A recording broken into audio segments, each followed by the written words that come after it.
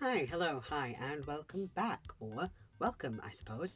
This is my first video, which isn't just a weekly wrap-up, though it is still a wrap-up of sorts. So, for the past few weeks, I've been reading through the 6 of the best that has been going on at my library. Well, the haul that I got as part of 6 of the best.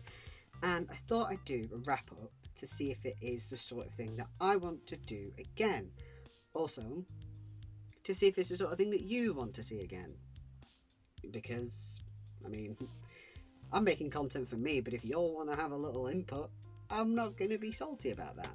So, first up, I think just go through what we've read, and then I'm probably just going to do like not a tier list, but like a sort of, see which ones I like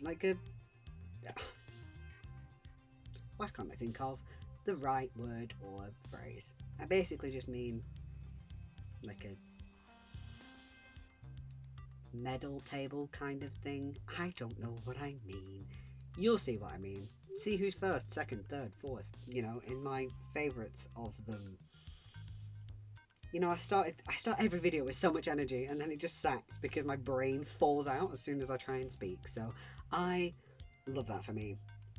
So the first thing we read was The French Exit by Patrick Dewitt. I remember enjoying that, but possibly wouldn't read it again from memory. Obviously, there's time between my review now and and that is the furthest away.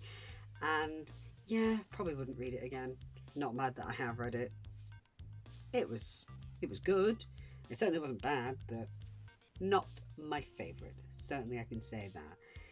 Next up, we had The Wicker Light by Mary Watson. I've got my notes here, by the way. That's why I'm looking down if you see me looking there. So yeah, we had The Wicker Light by Mary Watson. That was the folk tale not folk tale really. Yeah, folk tales and magic and all that sort of jazz, and very Irish and a bit YA, but very enjoyable. YA, but enjoyable. It's not an oxymoron to say that YA is enjoyable. What I mean is it had that feeling of a YA book, and sometimes if you read YA fiction, you know what I mean. There's a certain voice to it that just sings YA. That's not necessarily a bad thing, but that's what it was. Maybe teen fiction. But that was that. I enjoyed that, by the way. I didn't say that just then. I enjoyed that book. Again, not necessarily my favourite. Probably not my least favourite though. I definitely enjoyed that. Would probably read it again, I think. Yep. Then we had Where the World Turns Wild by Nicola Penfold. That was there's been a disease that means that humans have had to be completely isolated in the cities, and these two kids need to return to nature because they are immune and want to go back to their families. And I remember really enjoying this one.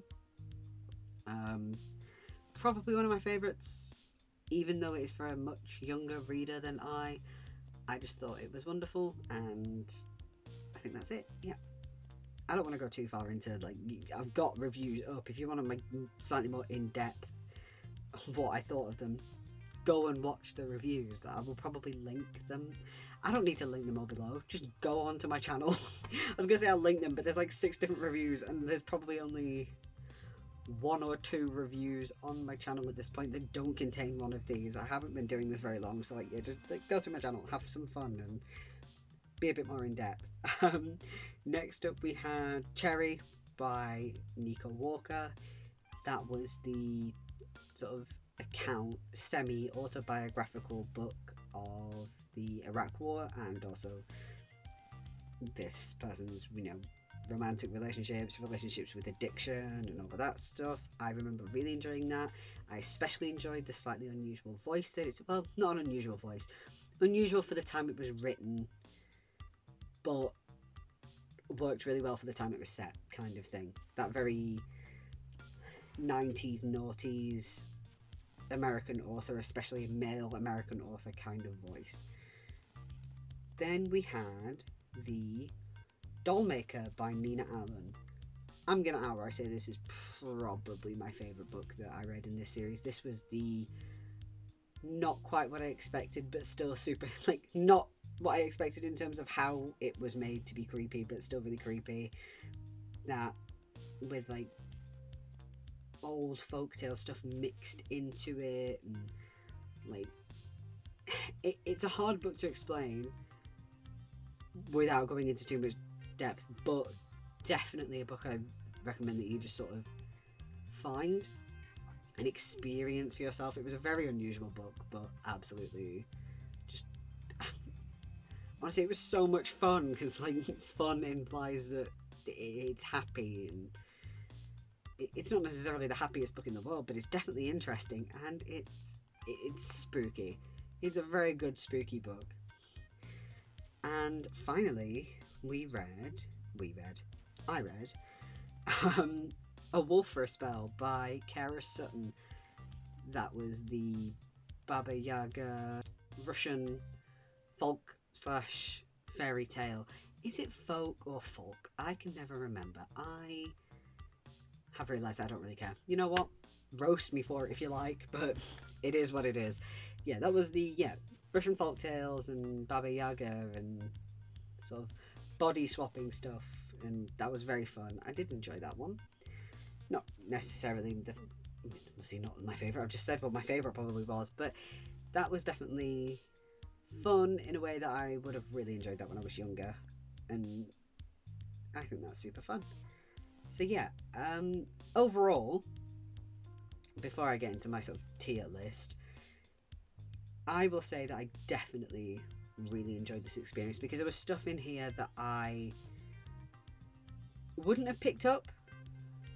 I mean, in terms of what was there, I definitely, like, if I had seen these on a shelf sort of thing and I picked it up and read the blurb, definitely would have read Dollmaker, because that, like, the blurb itself gave me, like, big Neil Gaiman vibes.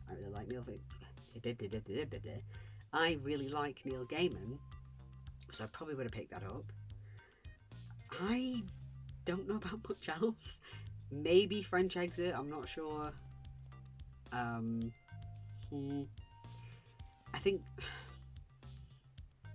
had I not been reading it for review purposes, French Exit seems like the sort of thing that I might have started reading, but maybe wouldn't have finished.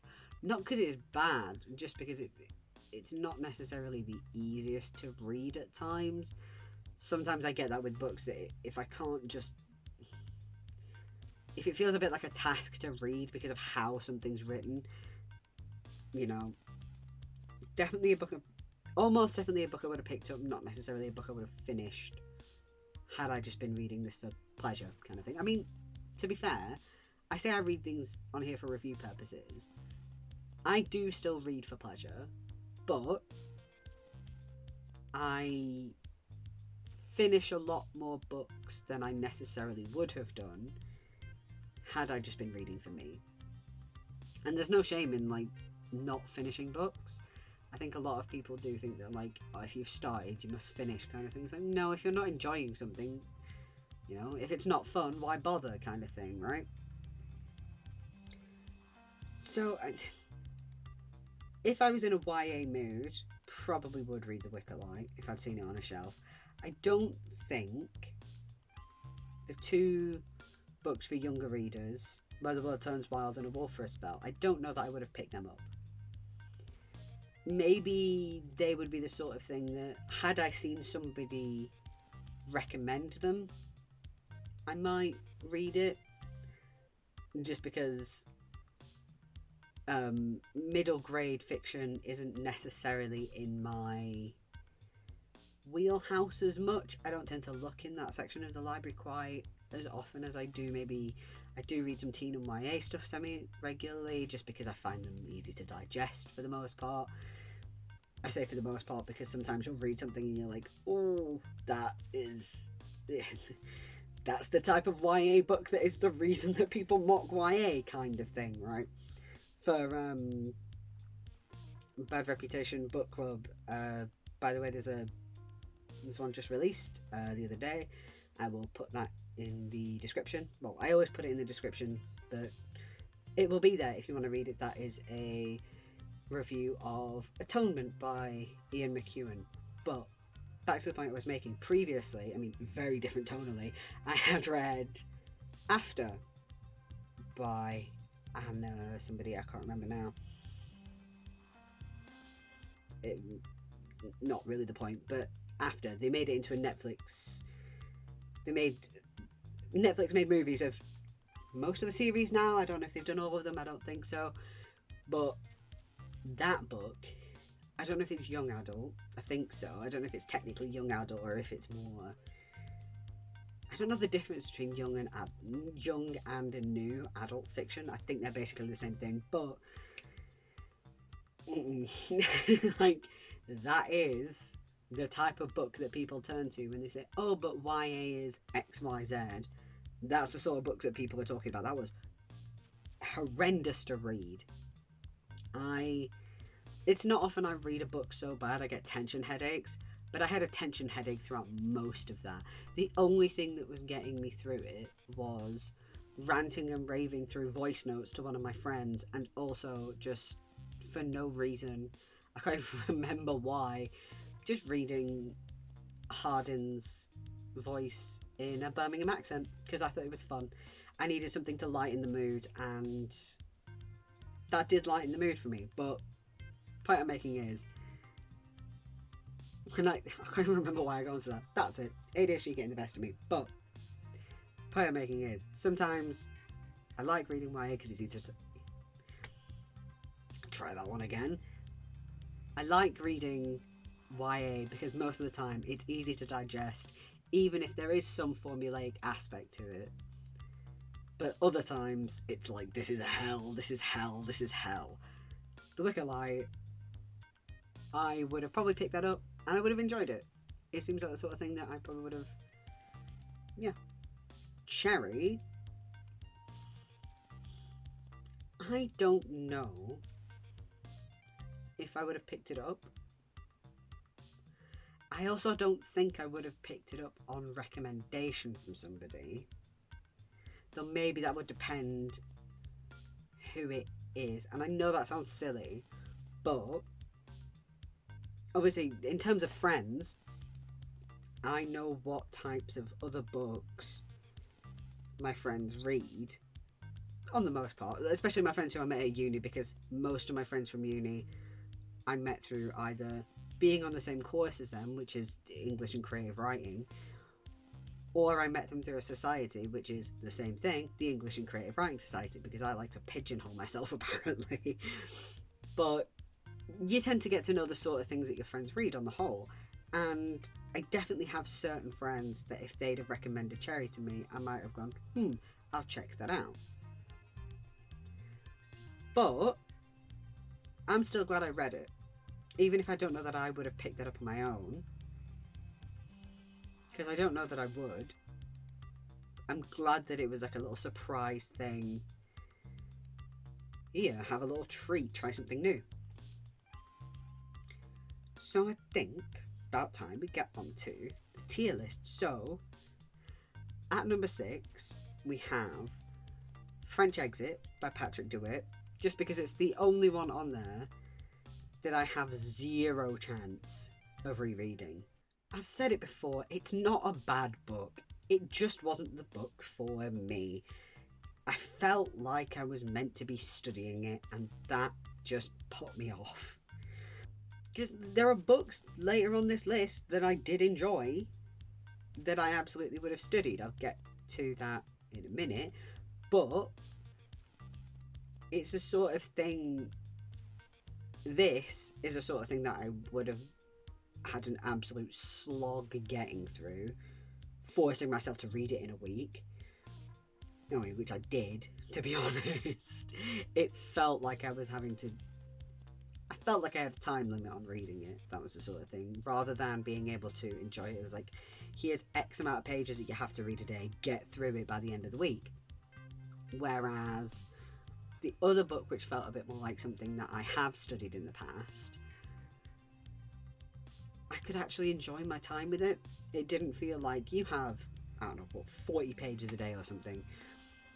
I think it was a bit more than that. But for example, here you have 40 pages a day. It didn't feel like I was forcing myself to get through the amount of pages that I did. So yeah, French Exit in at number 6, just because. Zero chance I want to read it again, even if it was fun. Maybe I will watch the film. Maybe the film will make it more palatable. Who knows? Coming in at number 5, we have The Wicker Light. Now, I want to say that from 5 to 1, I really enjoyed all of them, but it just so happens this was probably my least favourite out of the bunch. Out of the ones that I really enjoyed, I mean. It's no disrespect to any of these, it just so happens not exactly my favourite. It is what it is. For me, I had fun with it, but I mean, I probably would read it again. But I think it's the sort of thing that I would need time before reading it again. I enjoyed the magic system, and I enjoyed the way the story was told.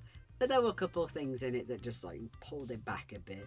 For me, there was a little bit of, for the most part, it avoided a lot of YA tropes, which is always good. A lot of the negative YA tropes, because obviously tropes exist in all fiction, but some of the negative YA tropes, most of them were avoided. Apart from there was a little bit of that, here is my broken boy, oh how I love him kind of thing that you see in a lot of fiction containing romance in general, but there's something in particular about the romance featured in young adult fiction for that. I mean, I already mentioned After earlier, and that is like the extreme version of that, of like he's an because of his history, and he uses that as an excuse. Whereas in this case, it's just a little bit like, it's not an egregious version of it. It's on the line of, is it okay, is it not okay? Because in this case, it doesn't feel like she loves this person because he's broken, whereas in a lot of other cases, it does feel like that. Once again, I'm looking at you, After. Also look at, like, I know it's not YA, but given that it's a fan fiction of Twilight, it might as well be. 50 Shades is awful for that. Also, Twilight. Is that necessarily Broken Boy is awful? Or, yeah. No, I was about to say, is it necessarily? Yes, it is. Of course it bloody is. Anyway, number 4, we have A Wolf for a Spell. I definitely really enjoyed this. I just feel like I really enjoyed it, and I would definitely read it again, because I'm at the point now where I will probably read all of the rest of the ones in this list again, and in the not too distant future as well. I really enjoyed it, and it's very comforting, but it just happens to not be my favourite from the rest of them. It's sort of just as simple as that. It was a really enjoyable story. It was really nice seeing, I think I mentioned this in my review, it was nice seeing folktales outside of the German and French that is usually adapted or used in sort of retellings and fiction and all of that sort of stuff. You know, it's usually Perrault, it's usually Brothers Grimm and all that sort of stuff. It was nice seeing something different, and I really enjoyed it. It was very comforting, but wouldn't necessarily say it was my favourite. I think it was a case of, you know, let's be real, this book isn't for me. I don't mean that in the same way I mean it with French Exit. I mean, this book was not made for me. It's made for somebody, bare minimum, of 10 years younger. Probably closer to 15 years younger. So, I'm not going to rank it as highly as others. Next up, we have, you know, that being said, next up at number 3, we have Where the World Turns Wild. Basically for the same reason. This is a very enjoyable book, but, and yeah, I probably would read it again, but, you know, again, designed for somebody much younger than me. It was very enjoyable, but there is that feeling of, I am a bit too old for this sometimes. You know, you can enjoy fiction that is very clearly too young for you. That's not... Don't give it... What I mean is, you can enjoy fiction that is aimed at somebody much younger than you, but sometimes there is that feeling of, this is not for me. A lot of things is like the over-explanation. In regard of showing versus telling, there is a lot more telling because there isn't necessarily the intuition, would that be the right word, when it comes to a young child compared to an adult, because more experience as an adult and that sort of thing, you know, life experience, it makes a difference. You do slowly see the show versus tell change as you go from middle grade to teen to young adult, and then to adult fiction, in terms of fiction for adults, not saucy fiction, you know, a little bit of erotica, all that sort of stuff. I literally just mean fiction for adults, not adult fiction kind of thing. You see that changing, and like I said, I enjoy stuff aimed at younger readers of all kinds, you know, from middle grade through to young adult, but sometimes it's obvious. I really enjoyed this book, but not made for me. At number 2, we have Cherry. This was a book that, you know, I was explaining before, I wouldn't necessarily have picked for myself, I wouldn't have read, but I really enjoyed it for the same reason that I enjoyed a particular module I did during my masters. I'm really fascinated by that particular voice. I really enjoy that type of storytelling. The content itself is obviously very good. I mean, there's a reason I've rated this so highly. I did enjoy the book for what it is, but I think from just that little, you know, literature student nerd part of my brain, I found the narrative voice really fascinating, and I've never sounded more pretentious, and I sort of don't care. I'm allowed to sound a little bit pretentious sometimes. I've got degrees in the subject. I'm allowed to nerd out about it. And yeah, like I pointed out before, that era of American writing, especially with male authors, there's just something very fascinating about it, because it's very simple. And I don't mean that to be offensive, because I think I mentioned this in my review, is that it manages to sound, and it is an intelligent sounding voice while remaining really simplistic, and I think that takes real sort of mastery of craft. I think that's very cool. And at number 1, as I pointed out before, it is Dollmaker. This was my favourite. Unsurprisingly, it's my favourite, and it would be the most likely one that I would have picked out on my own anyway. Who'd have thought? But it was a surprising book in other ways, where the others were surprising because I might not have picked them or anything like that. This was surprising because it wasn't what I expected in terms of content. I thought this was more overall, I thought it was going to be overall more magical, whereas the main plot line isn't really. Yeah, the main plot line is very much based in reality, but there are these little hints of something else going on, and I just think it's so much fun. I absolutely will be reading this again. I have got myself an audio version of it. This is the only one that I have got my own version of, because I think there are a couple others on there that I found on BorrowBox. I've mentioned them before. It's the and audio book library app thingamajig, and then we have, I think I do use Audible. I try not to, but it does, because I've used them in the past. I have an account with them, and I've got a lot of books on there already. I don't want to lose them, kind of thing, so I tend to just use that when I do need something new. I try and use it, I try and limit my use of it, kind of thing.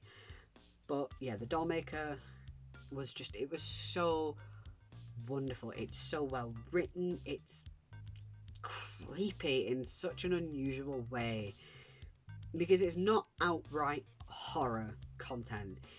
It's, if you've ever read ghost stories that aren't like a sort of, they're not like a big fright kind of thing, there's something unsettling about it, like that sits under the skin, that sort of horror versus terror kind of feeling. The feeling of this book is, if you're the sort of person that doesn't necessarily believe in ghosts, but there's still that thing in the back of your head, and then you're in the house alone, and it's late and it's dark, and you hear the slightest movement, and you go, oh no, what if it is this time? And you know it's just the house settling, but what if it's not? That's the feeling of this book, and I just think that's fantastic.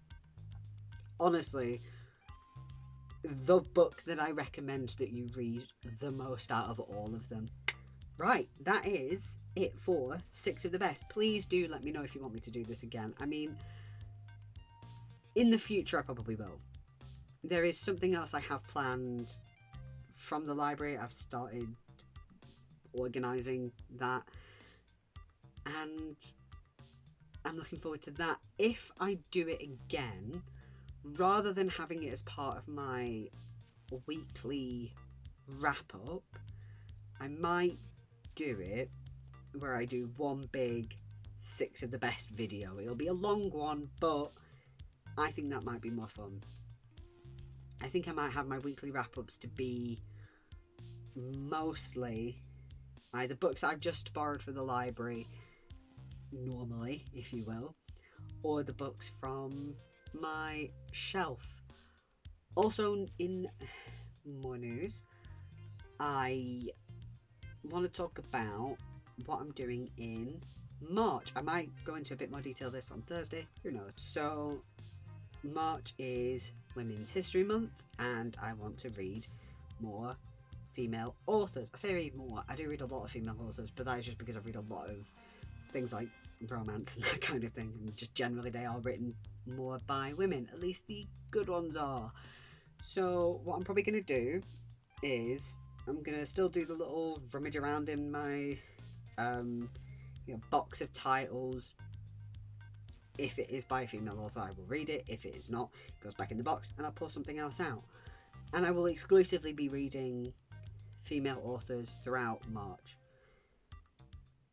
because Women's History Month, I don't know. I just feel like it's the right thing to do. There are other things I want to do later in the year, like I want to do something for Pride Month and UK Black History Month, because I'm aware that US Black History Month, I believe it is this month, I believe it's in February, but UK Black History Month, I believe, is in October, and Pride Month being in June. And I'm going to do some similar stuff with that. Probably more library reads, admittedly, for both of those, because I don't know how many queer reads I have, like queer authors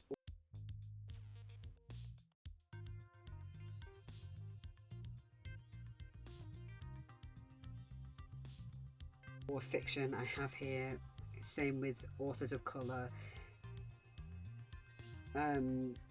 In terms of, actually, to be fair, it shouldn't just be authors of colour. If it's Black History Month, it has to be black authors. And as far as I'm aware, I know I have The Colour Purple somewhere on here, which I haven't read, but that is about it as far as I'm aware. Obviously, I don't know much about the authors that I read on the whole, if I'm just picking a book off the shelf, but I do want to read more content by them. But for March, we'll be reading exclusively female authors, and by that I don't mean female and non-binary. Those things are different, they're not the same. Stop putting those two in a category together. It's not the same. Like, anyway, I'm not getting into that because I'll get myself into trouble probably. But thank you for watching. Like I said, let me know what you thought of the 6 of the Best series. Let me know if you want to see it again, and let me know if there's anything else you want to see in terms of book content and talking about things about fiction, because I'll chat about anything when it comes to books, I'm always up for it. So, thank you for watching. I hope to see you again soon. I will see you on Thursday for my collection of comics and manga and graphic novels and all that sort of stuff. And have a good day, or I hope you have had a good day if you're watching this a little later in the evening. And yeah, I'll see you soon. Right.